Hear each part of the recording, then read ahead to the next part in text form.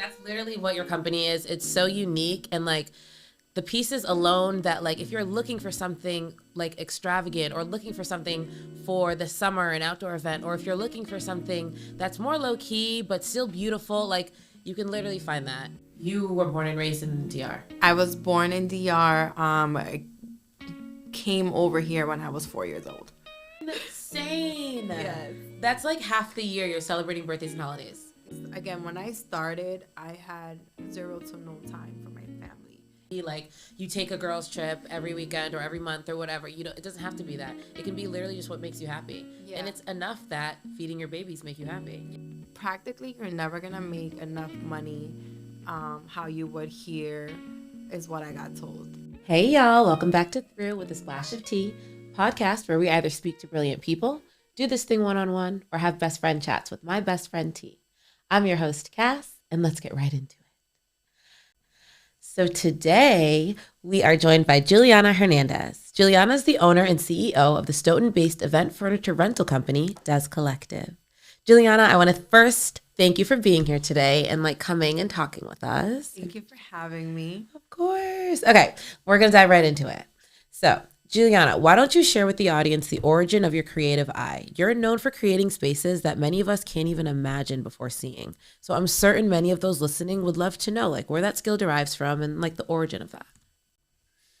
So I would like to say that my story comes from very early on in my years. My love for interior design, all big, beautiful things. I like to keep a clean, nice, almost like a home goods. Like I've had people come visit me and they're so like, wow, this literally smells like house, literally smells like home goods.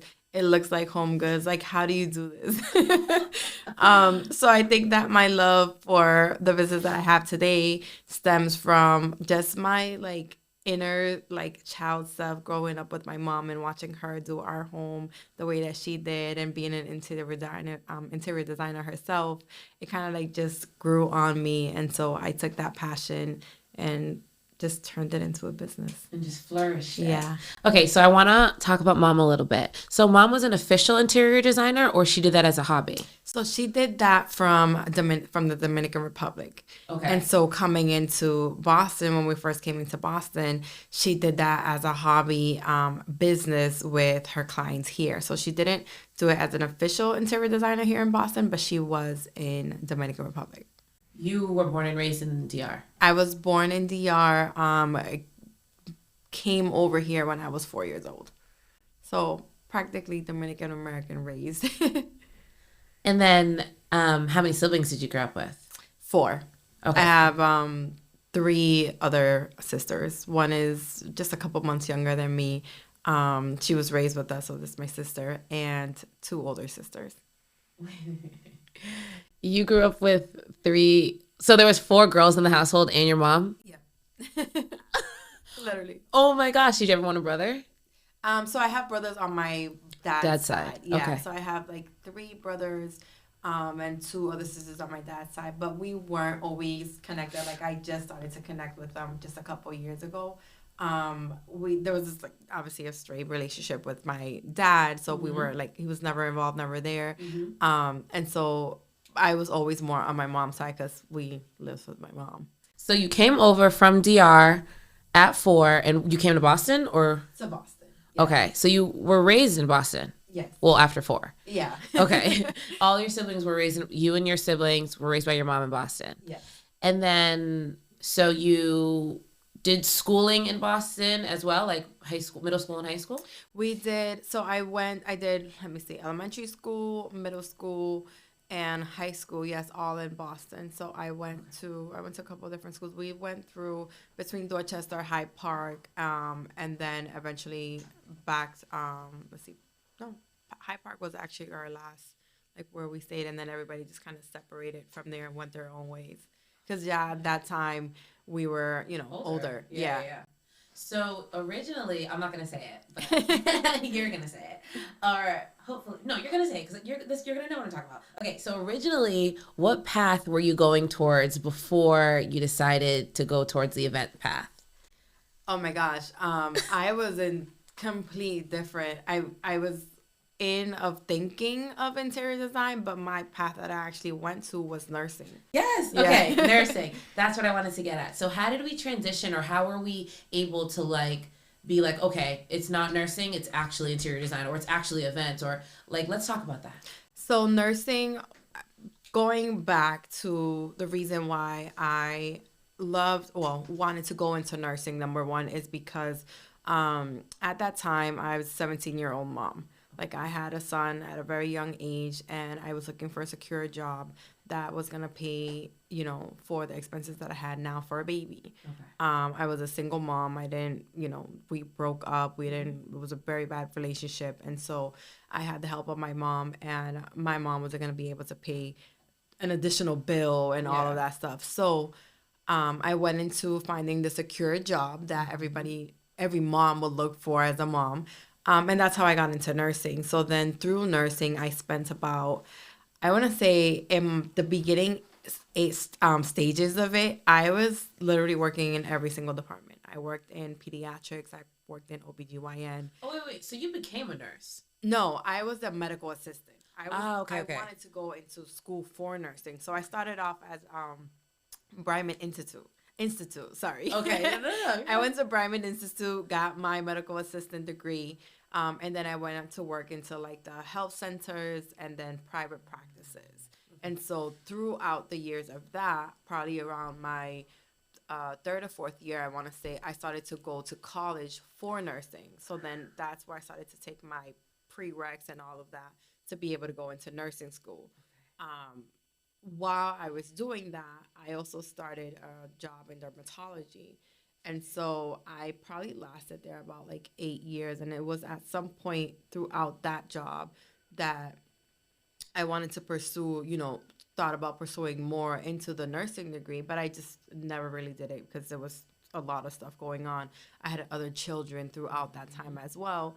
And so while I was working there, I kind of just got bored. And not only just bored, but I also didn't feel appreciated. I don't know if you've ever felt that way, of had a job where you gave it your all and you thought you were doing great and you thought that they appreciated you and you thought that it would be somewhere where you can spend the rest of your life doing, right? Mm-hmm. So that's what I thought. And so when it came time to, hey, it's raise time, this is what I've done, this is what I'm doing, I was very discouraged by the pay that I was getting as raise. So I would go in and be like, oh, it's 25 cents raise. Thank you for what you're doing. And I'm like, I have 2 kids. 25 cents a year raise is definitely not going to help me. I tried to talk about it like, hey, can we get $1? What is it going to be? Because I feel like I show enough work, enough effort. And so that kind of discouraged me throughout. So that made me lack in work moving forward. I noticed it actually made me do less. I didn't want to do the job. I wasn't happy with the job anymore. And so I felt like I started to decrease in my work ethic. And I didn't like that for myself either because it wasn't me. And so at that time, I was throwing as a hobby, I was throwing parties for family and friends, helping them with their decorations and things like that. And so I loved it and I liked that. And so I just started to tell myself, well, what if I did this? Because, people were asking me to help them design their rooms and their homes and things like that. And I was doing all of it already as a hobby, not realizing how much money it could make or that it could actually turn into a business. And so that's how I ended up in the events part. Okay, so I always like to talk about, and not everybody remembers this, but I just need to talk about it. I always like to talk about the moment that you are like, okay, I'm done with this 9 to 5. This hobby is now going to become my 9 to 5, my true baby, my what I'm running for. So I want to talk about that decision and your ability to be okay, I'm not happy here. I haven't been happy here for a little bit. I'm done with this. It's time to do this and pour my all into this. Yeah, I did not have the ability to do it, but I still did it. Okay. And the time that I told myself all right, this is it, is when during the time that I was talking about, again, going back to the pay and, the raise that you would get, When after that, I went back to tell the manager at the time, and I said, hey, I feel like I actually want to switch career paths, and this is something that I want to do. I'm going to go to hospitality school. Can I work part time and things like that? And the response that I got was just very negative. It was practically, you're never going to make enough money how you would here, is what I got told. And so I just said to myself, wow. I was disappointed because there was someone who I actually looked up to. She was an older lady than me, and so I looked at her. She ran the whole office. I looked at her as a boss. I was like, oh wow, like she runs this office. I saw how she managed all the doctors and everything. So I really looked up to the way that she worked and what she brought to the table for the office. But it really took a toll on me when she said it to me, because it actually made me doubt what I wanted to do. And so from there, thankfully I did not listen. and Yeah, neither whatever, okay. and neither should anyone that tells them that they can't, or have any type of ideas of what someone else's future plans are, because no one knows what God has in store for them. And so that was where I was like, you know what? It's fine. I'm going to do it. It's going to hurt. It's going to be stressful. It's going to be everything in the world, but I'll be more sad if I say I didn't try it. And that has always been kind of like my momentum of myself. It's just, I always feel like there's more. Even if I have something good, I always feel like there's more. And so I always keep going and striving for more. And so that's how I was able to just kind of like, start in that path. So it is hard. I did not have the ability, but I had a husband, and so he helped with the bills and things like that. And at the beginning, it was a real, real struggle. So it is not easy. We had 0 to nothing. We had 2 kids. I mean, we own a home. We had what we needed. We definitely had what we needed. It was still a struggle because we had to, I had to have him pay all the bills while I was going to school and doing all those things and making. If I made maybe $5,000 of the year, that was a lot for me to bring to the table. And so it was a big risk. So one of the biggest risks that I took becoming an entrepreneur at the beginning was financial challenges. Okay, Juliana, now I want to dive into your business, Dez Collective. So can you please explain to the audience what exactly Dez Collective is and what you guys offer? So Dez Collective is a premier event furniture rental company that serves event furniture rentals to every single type of event, basically. You could be having a wedding, it could be a corporate event, it could be a nonprofit event, it can be a small gathering in your backyard, or, a birthday party in a big venue, a hotel, or anything like that. We bring in furnishings. We take your event to the next level with the type of furnishings that we have. It's not a small folding chair that you would typically use in a backyard wedding. We would have luxury premier furniture that is next level. We are the boutique of a regular event furniture rental company, and we have very small, distinctive pieces that you would be unable to find anywhere else, I would say. Yes, that's like the perfect description. Like, that's literally what your company is. It's so unique, and like the pieces alone that, like, if you're looking for something like extravagant, or looking for something for the summer, an outdoor event, or if you're looking for something that's more low key but still beautiful, like, you can literally find that at your company, and that's what I really enjoy. So before we dive a little bit further into like what you guys offer, what your team looks like, what it looks like now, I want to backpedal a little bit, because in doing my research, I loved learning about this, because I didn't know. I was like, why did she start this? Like, what? I know who she is, but why did she start it? And reading the story about how you kept trying to find these pieces and oftentimes weren't successful, but the other times you just weren't allowed to get your hands on them. Like, you would ask and ask, and people would just be like, no, like, you can't, or I don't have it, da da da. So I want to talk about like your transition from being the asker to the provider, being like, you know what, I'm done asking. Let me go find these pieces and start providing them to people who need them. So let's talk about that a little bit. So, like, as you mentioned, I had a very hard time. I started as a planner designer. So, like I said earlier, I was helping my friends and family plan and design their events. Throughout that time, I would see other planners, other designers kind of like have these pieces that I was very much interested in using for my own events. And so I would ask nicely, just say hi, like this is a beautiful piece. Am I able to rent it? Can I use it for my own event? And just got told no every single time. And so eventually, nothing is, like I said earlier, I don't have the mentality of like, oh, okay, that's it. Like, there's nothing you can do. No, what was the next step? If someone's not going to help me get it, then I'm going to go out and get it myself. So what I did is find a distributor, a fabrication company, and they made literally all the pieces that I wanted.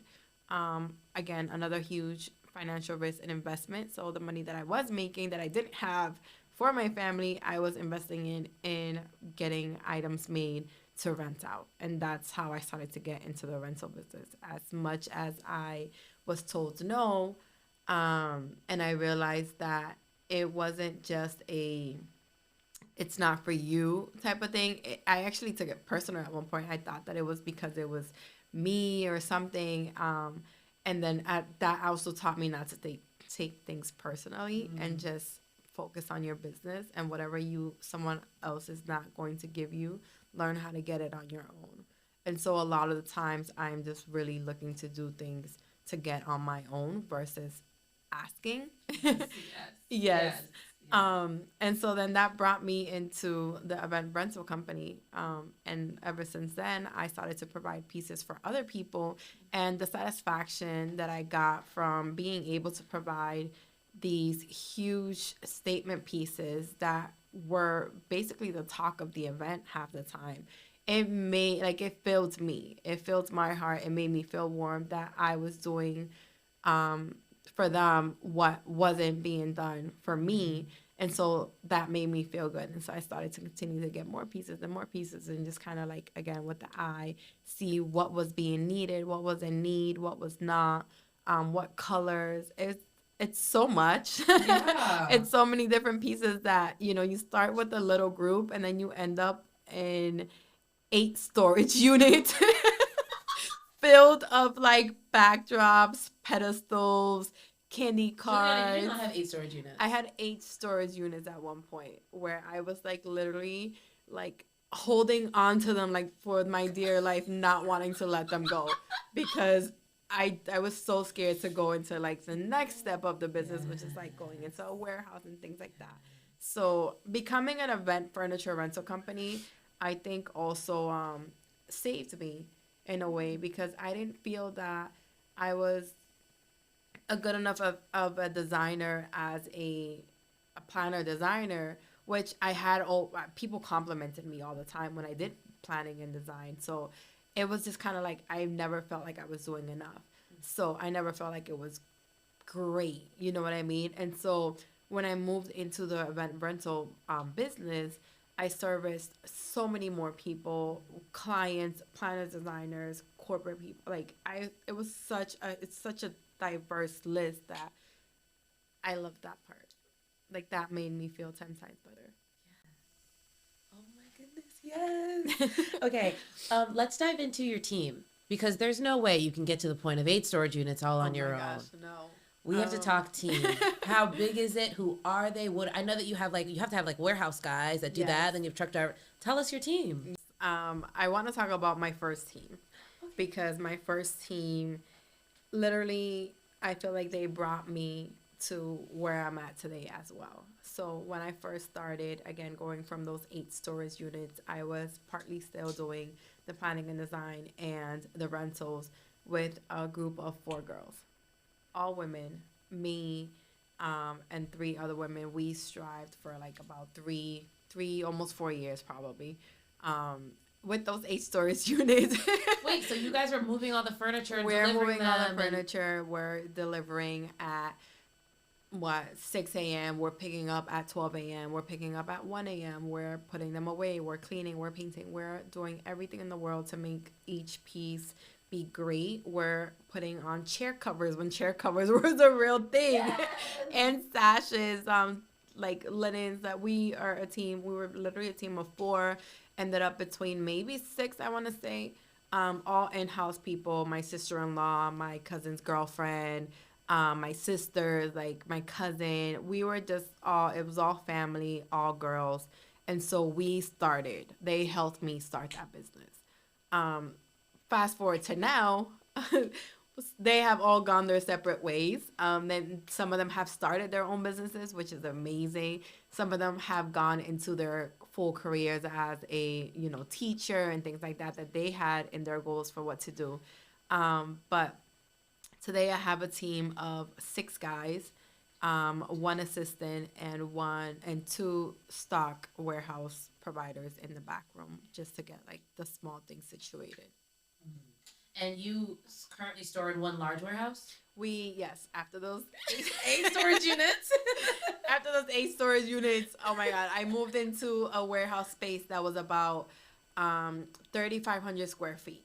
We lasted there 2 years comfortably. I did like a 3-year lease. So the first 2 years we were there comfortably. The last year was so tight because we had so many things. We had like no room, and so I had to, again, like the storage units, let go and move on to a bigger unit. And today we're sitting in about 1,100 square feet warehouse. Oh my goodness. 11,000, sorry. Oh my Lord. Okay, so I want to know, because you've talked about as you grow, you have to like transition pieces and like let pieces go and things like that. How do you make the decision of what you're letting go and what you're keeping? So trends is something that really needs to be followed. You don't want to keep pieces for too long. And I honestly, I do have a little bit of trouble with that because I feel like these pieces, they hold a heart, like they hold a space in my heart where it's like, well, I started with you. And like I had such a like crying little teary moment when I sold the first chair that I ever bought as a rental company. Like I just sold it last year. And I was like, I don't know if I want to sell you. I want to keep you like as a trophy and like a reminder that this is how I started. This is what I started with. But it wasn't making me any money. So I was like, thank you. You got to go. So I let it go.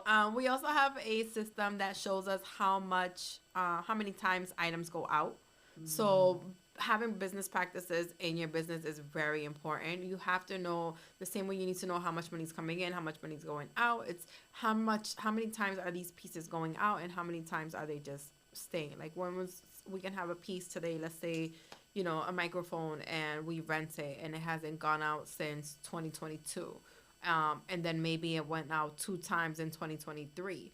Well, how much space is this item taking in the warehouse and how much money has it made me? It's now like a negative red times 10, probably, because it hasn't gone out in a whole year and then it went out 1 year twice. So what are we really keeping this for, Right. At a certain point, you have to cut the sentimental ties. Yeah. Sometimes those ties are strong. Those ties are strong. Yeah. And I have my team is like, they just like they literally take stuff and they're like, okay, we don't need this anymore. We don't need this anymore. And I'm like, yes, we do. What do we need this and that? What are you talking about? So they also try to help me, stay on my toes with what to get rid of and whatnot, because they're the ones moving stuff back and forth too. Like I can put it in a proposal every day, and I can look at when's the last time it went out, but I'm not in the back room, knowing and picking up. They physically pick it up, they put it in the truck, they bring it out. And so they know how to handle these pieces. They know what's wrong. They know what to do. And so they see, all right, this piece has been here stalled for a while. Why don't we get rid of this? We need space for all these new things that are coming in. So they're very helpful with that as well. I want to dive into that just really quickly. I want to know how important or why you think it's important to listen to your team, listen to the people on the floor, listen to the people that are moving the items, touching the items, when ideally it's your company. You created this. So why listen to the hands-on people? Why is that important? I think that what I've learned is that I'm not a one-man show. And so if we don't listen to those that are working with us, not for us. So what am I providing for them to make them feel that this is also their company, not just mine? So like I've always tried to tell them, don't call me boss. Don't call me this. Don't call me that. Like we're all here to work. If you guys don't keep the things correctly, if you guys don't keep them clean, if you guys don't do a good job when you deliver, the people that we are delivering to are not going to want to rent from us. And then if they don't rent from us, you don't have a job, we don't have a whole business. So if the business does not strive together, how are we supposed to move forward when this business is really feeding all of our families? So I always try to tell them, like whatever we do, we're doing it together. I have learned more, obviously, because at the beginning it was just kind of like, all right, we got to do this, we got to do that. It was more like do versus um, listening. So I will say, like, at the beginning, I wasn't much of a listener, but I have since learned that it takes a full team to be a successful business. It is any business whatsoever, not just mine, can never be a one man show, because if you do try to be the lead and not listen, you're not gonna go much further than where you've gotten to. Oh my I would God. say, and it really depends on the goals of the business owner. So my goals are very like my goals are up there. I have a goal, and then God has a bigger goal for us, right? So if I'm thinking 5 years from now, I want to be in a bigger warehouse. I want to have different departments. I want, I want this, I want that. How am I able to do that if I can't communicate with my team? If I don't have a strong, like, dispatch behind me, basically, that they can do things on their own without having me to tell them every single little thing, it's not going to be successful. They have to feel comfortable. They have to feel like they're also leaders. They have to feel like, I know what I'm doing. You know what I'm doing. Allow me to do it. And if we can't trust, then it's like when I said for my boss, my older boss, when I was transitioning and telling her, like, I want to do this. And it was just kind of like, well, you're not going to go further with that. It was very negative. So we don't want that negativity to be around us. We want positivity. We want to do incentives. We want to do things that make them feel like they are leaders, because if they feel like they're leaders, that's how much further we'll get, in the sense of where are we going to be at the end of the day? How far is this business going to go if everyone is just, doing a job? We don't want people to just do a job. We want people to strive within that job.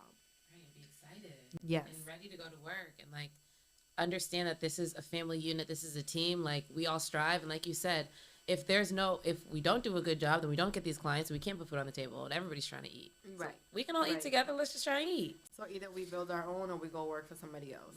Which one? Exactly. That's very true. That's very true. We're sitting in our own right now, but we might have to work for somebody else if we don't want to work. Okay, what I haven't asked, and I should have asked this earlier, what year did Dez Collective start? Dez Collective started around 2017, 2016, 2017. It was like mid 2016, like winter time. Okay, so 2016, 17, 18, 19, 20, and then 4 years. So 8 years. Yeah. Okay. I want to dive into a little bit of something that you brushed upon, which is keeping on top of trends. Your creativity, like I said in the very beginning, is through the roof, which I love. But you also have the job of keeping on top of trends, making sure you're not falling behind, making sure that you can offer what people are actually interested in. So how do you make sure that you're on top of trends? What do you like? Pinterest is out there, Instagram is out there, but everything is out there. How do you focus in? I focus a lot of interiors. Yeah. So it's a little different for me, because I'm very homey. I like to keep my home. I lit a candle every day. Like we just moved into our new home maybe like 2 months ago, and I have been nonstop with like, all right, this needs to look great. I need to get like a ceiling lamp for over my kitchen island, and I have not been able to find one that I actually love. And like I'm like, okay, well, the ceiling lighting fixture that goes over the island has to match the one that goes over the sink. So like I have to find something that's compatible. And so I always think about like what is trendy. And so there's so many different, just with the lighting fixtures, I'm like, there's so many different lighting fixtures. Like I have to like be able to like put the camera and like see it in your home type of thing. And so yes, Pinterest is amazing because you can see creativity from other artists that they have with their photos and what they've created with their events and things like that. Instagram, believe it or not, also like the people around me, like I look like, how are they dressing? What do they do? What's around them? Like that stuff is all, there's creativity around you every single day. You just have to look, and it's all within your mindset. Like one time I went to a Home Goods, and there was like a coffee maker like this. It was so like Dominican style, but it was huge. It was like 20 inches big, and I was like, oh, this would be so good for like a Dominican like breakfast party or something like that. And my sister-in-law goes, of course you're thinking of a party with like a coffee thing. And I'm like, it's just like that would be a trend. So either you can create a trend, or you can follow a trend, or you can be inspired by a trend. But the trends are all, I feel like trends are everywhere. They're all in front of you. It's just a matter of how you look at it. Crate and Barrel is a trend for me. Like, what do they have coming out? You know what I mean? Like, all those things I look at, not just for home, but I also bring that home stuff into my business, because nowadays the parties that you're looking at, they're very much like a in-home dining, and like it's like a real like home experience, like luxury experience, to have almost feel like you're at home when you have an event. Yes. And we're very, I don't know when exactly this started, but the attention to detail now, it's like so beautiful. So like anything that, for example, it made me think of when I was at Michael's with a girlfriend. We were just walking through Michael's, checking, I love Michael's, just checking things out. And they had these really, really, really small, like pottery. They look like little pots, like little plant pots, but they're like tiny. And I was like, these would be perfect like shot glasses. My girlfriend's like, what? I was like, these would be perfect shot glasses for garden themed, like girls' night. What are you talking about? And she was like, oh, okay. Like I didn't even think about that. I'm like, girl, like yes, but like you're 100% correct. Little things anywhere. That comes from you being past designing, right? Yeah. So it's like that's what so going like to the coffee maker. It's like, what are you talking about?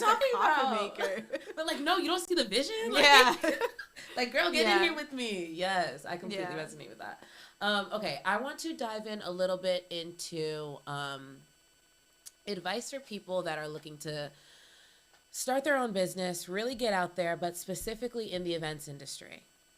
I want you to talk to them a little bit and maybe enter something that you wish that you knew as you were climbing, or what to expect in the Boston-based event industry. Let's talk about that a little bit. I want to say that also has to do with your surroundings.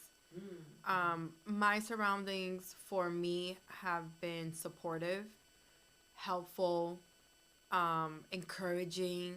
They're spiritual. There's no real negativity around, and you have to hold that, like that you're not going to allow that around you. Of course, there was negativity around me at one point, and so you kind of just remove yourself from that, and then you make sure you have your circle of friends that are supportive and encouraging to you in all of your ideas, or even if they suck and they're like, no, you can't really do that, or you shouldn't. And sometimes they're saying that because they also don't feel like, but it's something that if it's something that you really have in your heart, still go with it. And say, you know what, I actually did it anyways. And it actually helped. And they're like, oh, well, see, I could, be transparent in your conversations.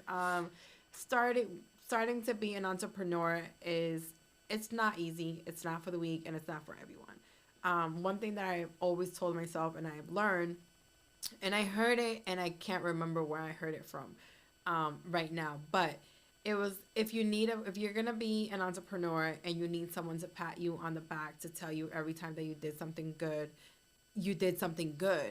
you cannot be an entrepreneur. You have to be able to have yourself. Have yourself, confide in yourself, trust yourself, be resilient and ambitious enough to push through those negative feelings of your own. Because I think that for me, for example, in my own experience, regardless of like the negativity that I had around me, your own mindset has to do a lot with how you break through of all of that. If you are weaker than most and you allow others to put on their fears on you, then you're gonna fail. You're not gonna push back through. You're not even gonna start what you wanted, basically. And so when I actually started and said what I wanted to do, again, I had like a boss. I had some people around me saying, you shouldn't do that. It's not gonna bring you enough money. You're just starting, blah blah blah. Like I heard it all. I heard a bunch of things, and so I didn't listen to not one person. And so I think back and say, wow, look at me today, and look at me 10 years ago, 12 years ago, when I had the first thought of doing this, and all the negativity that was around me saying, don't do this, don't do this. Imagine if I would have listened to them. So imagine yourself listening to someone else tell you what you should or don't do. Like that's crazy. That's crazy, right? That's crazy because it's your life. Yeah, right. So my thing is like, why am I going to allow someone else to tell me, yes, do this or no, do this? I might as well just submit myself to them. Literally, I'll do whatever you say. Right. So, like, my message for the next entrepreneur that wants to, you know, have a whole golf club and be the next top golfer, that who cares? Do it. Do it. Because you don't know how far you're going to go. And even if you fail at the first one, most people fail the first 2 or 3 times. You know, like, I started as wanting to go into the nursing. I thought I was going to have a whole medical practice one day, you know what I mean? Then I went to event planning and design. I thought I was going to be a whole designer and all this stuff. And here I am as a whole rental business that I had no idea or even on my list of becoming, you know? So half the time you're never going to be what you thought you wanted to be. But when you start your business, God will lead you to where you're supposed to be at the end of the day. And I think, honestly, I don't even think that where I'm at is where I'm supposed to be. I think I love design. I love home interiors, everything that has to do with events. I have the happiest time knowing that my clients love what we give them. When, you know, their feedback, I feedback on my team, like, I feel so supportive and I'm so proud. One of my very first proudest moment was being an honoree to the ALX 100 Amplify community, the Latin community. And so I literally, like, teared when I found out that I was an honoree for that. I think that was one of the biggest successful things that I have been awarded with, especially in the Latin community, because, you know, minorities, we don't get all the opportunities. But not allowing what other people say about you or their perception of what you should be doing, when, again, like we said, it's your life. What do you want to do with it, regardless of what somebody else is saying? And are you going to have that tough mental, like, state of mind where you can break through all the challenges that you face in silence as well? Because there's a lot of that. You can see the nice Dez Collective truck on the street and say super successful, great team, great business, and all of that. But there has been depression. There has been all these other things that have going on that we don't talk about. And as an entrepreneur, you have to be able to find help and guidance to help you go through that, basically. Because there's days that I want to throw everything out the door. Forget this. I'm going back to DR. I'm done. And then there's days that you feel so supportive, then you're like, God, thank you for not allowing me to throw it out the door. Yes. So don't give up. Keep going. Keep striving. Trust yourself. Have faith is the biggest thing, I think. And just make sure that you train your mind to be very, very strong, because at the end of the day, we sit alone a lot of the times more than we are with other people. And so when we're alone is when we have to be the strongest. So yes, that's so important, because you don't think about that. Like, oftentimes that when you're alone, it's like you're in this solitude, which doesn't feel normal. It doesn't, it doesn't feel great. But you have to be able to be in that space and be okay, not just be in that space and be miserable every time. Right. Like, be okay with being alone. We're gonna talk about Mommy Dez for a little bit, okay? So, you had your first child at 17, which was your son, your oldest son. Yes. And then what was the trajectory of the rest of the kids? My second child is my daughter. She's gonna be turning 18 in November. We just took her senior photos. Thank you, Mariah Gale Creative. She is an amazing photographer. She did her 16 photos, and we just did her senior photos for her senior year. I had her when I was around 21.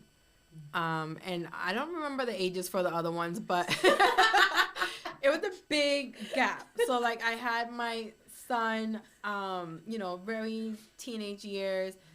2-3 years later, I had my daughter, and then there was a big gap between my husband. When he enlisted in the military, he went there for like almost 3 years, like 6 months, 3 years throughout the entire time. And so then I had Sky, who is 6 now, and then Lennox, who is 3 now. Oh my goodness. And all my kids, let me just say something. My kids' birthdays and holidays, like, it is insane time for us, because My mom's birthday is coming up October 24th. After October is November. My 18-year-old is November 30th. My 6-year-old will be turning 7 on December 30th. My oldest, my son, he's gonna be turning 22 on January 5th. Oh my goodness. And then my youngest is Lennox. She'll be turning 4 on February 26th. And then I'm going to March for my birthday on March 8th. So like literally every single month from now until March, April, we're like celebrating birthdays, celebrating holidays, and it's just a big, big busy season for us. Insane. Yes. That's like half the year you're celebrating birthdays and holidays. Yes. Overlapping. And they don't just like to celebrate one day. They need either the whole month, the whole week, something, the whole weekend. Yeah, something. there's a birthday party at the school, there's a birthday party at home, then there's a birthday party for the family because there's so many people that you have to have multiple birthday parties. What about your events though? Everything happens on the weekends, and then that whole like calendar or half the year is your personal stuff. Yeah. I mean, I'm grateful now because, again, when I started, I had zero to no time for my family. And so that was part of the risk that I was taking. I was out every single weekend for the first 3-4 years. And that was during a time where my 6-year-old was born. And so, my two olders, they were, they were a little bit older, but they still needed my attention. And so my husband was the one taking care of Sky, my 6-year-old, now. When I first kind of like started the company, it was during that time. So I was gone every single weekend. A lot of the times that I was even home, it was, I was answering people at midnight. I was answering people at 11:30. I wouldn't go to bed until like 4. So that's what I mean about like there's a real struggle. You got to be very persistent with what you're doing and actually love it, because if you don't love it, you're gonna be like, I don't care.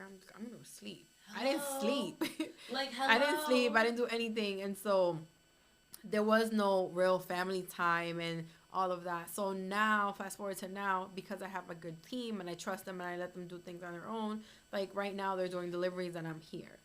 Like tomorrow they have a delivery and I'm not going. There's a lot of the deliveries that I don't go to unless it's, I'm actually needed there, or it's like big corporations and things like that. I trust them. They do a phenomenal job, and that gives me time to have with my family.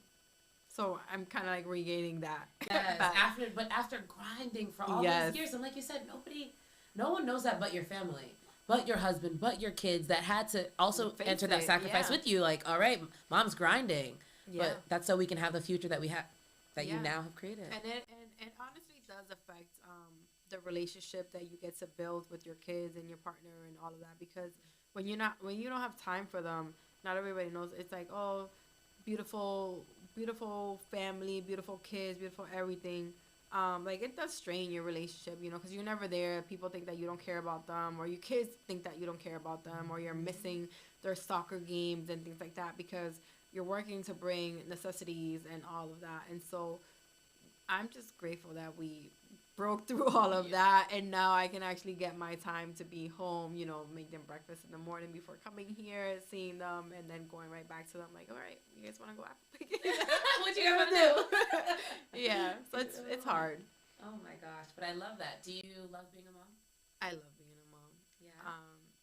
I didn't always think about being a mom. Again, I was a mom at 17 years old, so I don't know most 17-year-olds thinking about wanting to be a mom at 17. At least I would hope not. Right, that's true. But it's kind of like I was forced to become a mom, and for my son, and kind of like my daughter too, my older daughter, because at 21 it's still pretty young to have a kid, and so. And sorry to cut you off, but to have a girl. Yeah. Being a woman to have a girl is a different beast than having a boy. It totally is, and so for my son, we totally grew up together. It was basically a you teach me, I teach you type of thing. Obviously more of like me teaching him. My mom was very involved with helping me raise him, very involved. And so same thing with my daughter. It's still young, raising her. I was still learning my own body and like things like that. And so while I knew a lot, I didn't know it all because I was still very young in age. Now we're best friends. She tells me everything. I tell her, like sometimes we're like, we're just friends, and I'm like, you need to remember that I'm your mama, and we will flip real quick. But no, I have never. I can say that I'm also very blessed that I've never had like real issues with her like that. As a young woman, like you have to teach them about boys, you have to teach them about their bodies and things like that. And so I'm grateful that she, respects herself and is she's kind of like low key. She's not like the outgoing person like that, yeah. But she has great friends around her as well, which is one thing. Again, like I said before, community and your circle is very big because, like they say, you become the 5 people that you're most around. And so if you're around negative people, your mind is only going to think negative, right? If you're around supportive, positive people, then you're going to be supportive and positive as well. And that's going to influence your mind, and like you're going to go further. You can only do what you're allowed, like what you allow yourself to do, basically, because anybody can tell you don't do all that stuff, but you're yourself at the end of the day. So you still have a choice. Even though if I said as a mom, as your mom, you can't go out, you can't do this, you can't wear that. Hello, she's the person. So at the end of the day, if she wanted to do it, she would really do it, but she's being respectful to what her mom is saying, what her dad is saying, and things like that. And my little ones, I call them my littles. My 6-year-old is just kind of like, she's so bossy. She is like a me, but like in a whole different character. And I can see her growing up and literally doing great, amazing things. I know she's going to strive. I can see her being her own entrepreneur as well. She does little things now that tell me like, oh, she's going down the path. yeah, she loves to come in and help anytime in the business, and so I just love her. And then the little one, she's just so cheesy. She's always smiling. She's like, can I help you? And can I do this? And I'm like, yes, come. And so I give them little paychecks here and there. I'm like, you did this, you did that. Oh my god. But no, overall, I love being a mom. I feel blessed to have 4 kids. I never thought again that I never had the chance to even think about being a mom, and then to even think about like how many kids would I have, or like any of those plans. Am I going to marry? Like I never thought about any of those things. A lot of what happens for me just comes naturally, and so either I embrace it or I leave it. I love that though. That allows you to just be free and not tied up with, okay, this is going to happen, I have to plan this, I have to plan that. Like, no, it allows you, what God has for me, I will walk into. Yeah. I'm just going to focus on what I love, and that's my family, that's my job, and that's it. Yeah. And what I have, God will provide. I love it. Okay. We're getting towards the end. So I want to dive into you a little bit. Like who you are, like Juliana, the woman. Okay, so with everything you have going on, you have the business, you have your kids, you're a wife, you have your husband, you have a whole bunch of hats you wear. How do you prioritize you? What do you do to prioritize you? Do you prioritize you? It's okay if you don't, but like, let's talk about it. Half the time I am not prioritizing me. That's just real life. Yeah. Sometimes I do, I try, and sometimes it happens and sometimes it doesn't. I think sometimes it all depends on like what is your version of prioritizing you. Everybody has a different version. Somebody's version may be, I'm gonna go get pampered and go have a spa day and go do my nails and things like that. Somebody else may just have a version of I just need to go out to eat or take a solo trip, like things like that. For me, I don't ever feel like I can ever like really schedule something because I have so many responsibilities around me. I can have a day off, and my day off may just be like, all right, I actually have peace when I work. That may sound so bad, but like that is like a therapy to me sometimes. Like if I have my work done, that's therapy for me. One thing I do love to do is try new restaurants. So like eating and occasional drinking, like I love an espresso martini, so like I will sip that and it will make me feel so good. Same thing with coffee or like teas and things like that. I like my home to smell good, so like there's just like small little things that are very therapeutic. I'll go to the mall, go to Sephora and get like one thing I've been doing lately is before I go to bed, I've started to use the brand Rare by Selena Gomez, Mm-hmm. and she has a lotion and like a spray that I will use every single night before I go to sleep. And my daughter came to me, she's like, "Are you putting perfume on?" I'm like, "No, it's like therapeutic. Like it Yeah. feels. Can you smell it?" She's like, "It smells so good. Like this is how you're going to bed." And I'm like, "Yes." Absolutely. So like what I do when I go to bed, what I do when I wake up, like just like the vitamin C on my face and just like little things like that. Those are very therapeutic for me. Self care, maybe just like feeling comfortable driving, and having a quick brunch with like a good friend and things like that. Being able to keep my households like clean and everybody is like, all right, are you guys good? Like learning about what we're doing and things like that. All of those things make me feel good. So for me, I feel like I'm not always technically stuck on like what is my own priority and how do I prioritize myself, because I have these other responsibilities around me. So as long as they're good, I'm good. Yes, I love that because it doesn't always have to be like you take a girls' trip every weekend or every month or whatever. It doesn't have to be that. It can be literally just what makes you happy, Yeah. and it's enough that feeding your babies make you happy. Yeah.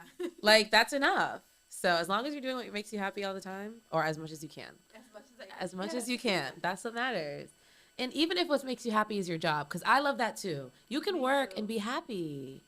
Like, Yeah, like I had someone like say, I I posted on like what was it, like a message on Instagram, and it was like, "Happy Monday, I love Mondays, it's my favorite day. It is my favorite day." And they're like, "Where do you work?" what do they give y'all at whatever you're at? I'm like, Monday is like my reset, regroup. Like, this is what's gonna happen the rest of the week. How am I gonna lead my team for this week? And I'm like, it's a different environment. So I'm like, let's talk about your environment. Yeah, Let me help absolutely. you. Let's talk about that. Let's get to the bottom of things. Um, are you proud of the woman you are today? 1,000%. Yeah. 1,000%. I actually thought about this yesterday and like a couple days before. I was just thinking how different I am, and not different. Sorry, I'm a little stuffy. No, you're fine. You're fine. You're fine. Not different in like, oh, this other completely different person. I'm proud of the person that I've become, of the woman that I've become, not only for myself but for my kids, for my family and things like that, for my friends around me. I know more. I'm at a different level. I'm business. Like I'm a businesswoman. This is not something that I just thought I was running a job, like, so you go from thinking that you're just doing this to really realizing that you're a whole company. This is where you are, like, and having people help you realize it's like shake you, and like people like I got a business coach, she helped me realize a lot of what I've done and the potential that is to come. Stop selling yourself short. Stop thinking that not I've never thought that I'm not good enough. I just always thought that it didn't necessarily matter. Um, and so I think that kind of like helps me back a lot. It was kind of like they're not gonna care about this. They're not gonna care. Like even just with my story and talking about where I came from, how I started, and things like that. It's not that I didn't feel that it wasn't important. I just didn't feel like people were interested in listening to anything that I was like. It's just a girl running this. Because for me, I'm very much of like it's just me. I'm just a girl. I'm just like it's just Juliana. Yeah. I threw this together. Yeah. Not threw this together, but like I started this. Here we are, and we're continuing to grow. And so I'm always just checking off the box and never looking. And so with my business coach, we did an assignment, and we wrote out my story. And when she sent it back to me, I was literally crying. I was like, I did all that. I've been this person, and here I am today. And we just did a photo shoot together at Raffles, and it was amazing. Like everyone's like raving about it. We have so much, like it's gotten so many opportunities for us to do other great things and involve other women to be involved in that as well. So I'm very proud of myself, but I'm more proud that other women are looking at me and seeing what their own potential can do off of mine. And like I said, if you don't have a courage, take it from me. If you don't feel confident, take my confidence and use that to build yourself. Just I one of my biggest goals is just to have some people look at me and say, men or women, honestly, it doesn't matter. Look at me, and if you feel like I've accomplished something that you want to do and that you love, if I did it, you can do it. That's it. Okay, rolling right into my last question because I think that is perfect for it, but I still have to ask. I ask all my guests this, and it can be pertaining to anything, to work, to being a mom, to anything in the world. What is something that you wish more people knew? I created this platform for people to learn about themselves, about the world, about everything. So what is something that you wish more people just knew? I wish that people knew how much opportunities are actually out there. You have to look for it. Of course, you have to do the work. And again, it goes back to a lot of like what we're talking about here. Your surroundings, people that are actually rooting for you, people that are encouraging you. And if you might say, hey, I want to start out hairstyling business tomorrow, and I'll meet someone that wants to start, just actually looking for someone to work with them or something. And I'll be like, well, Cass just told me she want, like, let me connect you guys. Who is rooting for you? Like, that part. Like, don't give up. Get in that area of look for things that are for you. Manage those surroundings very strategically, because it just matters. It just matters so much, man. It's just some of the things that have helped me go through all of it and get through a lot of my like downfalls that I once, because there's downfalls, but I want people to, again, just look at me and say, if she did it, I can do it. There's no, it's just for me or it's just for you. You and I might want to be doing the same thing. And we might be friends and we might not be friends, or we might be associates. I am the type of person that I've learned, if it's something that I want to do, and I just be respectful, like, hey, I know you're doing this, like, I kind of like want to do it. Do you want to do it together? Or I'm going to go my way and you go your way. That's fine. Don't not do something because somebody's already doing it. There's a lot of people doing what I do, but we're not doing the same thing. How does that even make sense? Yeah, because they don't have you. They're not you. Like, Juliana, you are your own person, and they are their own person.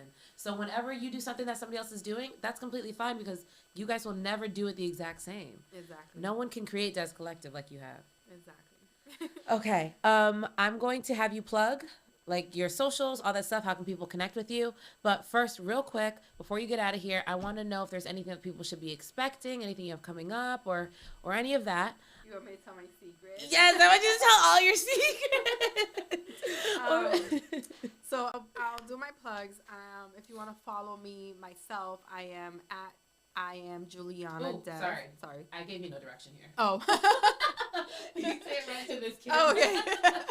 No worries. So you follow me at Instagram at I am Juliana Dez. That's Juliana with one N. I also have Dez Collective at Dez.collective, and that's Dez with a C. I also have my LinkedIn, which I want people to kind of follow me more at. So my LinkedIn is just at Juliana Dez. Juliana Hernandez, sorry. One of them. So those are the two spaces that I'm usually more at. So connect with me there, and I hope to meet all of you. Yes. Okay. So I'll link that as well, so you guys can check out. What is it? Dez at home. Dez at home on Instagram. Dez Collective, Dez at home, Dez everywhere. Hernandez everywhere, which I love. So thank you guys for watching. If you watched, thank you for listening. If you listened, and one more time, I have to thank you so much, Juliana, for being here. Thank you for having me. For spending time. It's an honor, and it's so great to see you again. And I love what you're doing. So thank you again for having me, and I look forward to either having other people come in that we can refer to you, and I know that they'll have a good time, and all the talk is great. Yay! And we're definitely going to have you back. I tell this to all my guests, but I'm literally going to have you back because I'm really excited for Dez at home. Anytime. Oh my gosh, yes, that would be amazing. Yes. We can bring in a couple photos and things like that. Maybe we can bring a baby in. Oh, she will take over. Yes! Yeah. We might need her. Okay. Again, guys, thanks for watching if you watched. Thanks for listening if you listened. Through with a Splash of Tea can be caught every Tuesday, Wednesday, Thursday on all streaming platforms, including YouTube. On that note, you guys have a great day. Bye. Bye.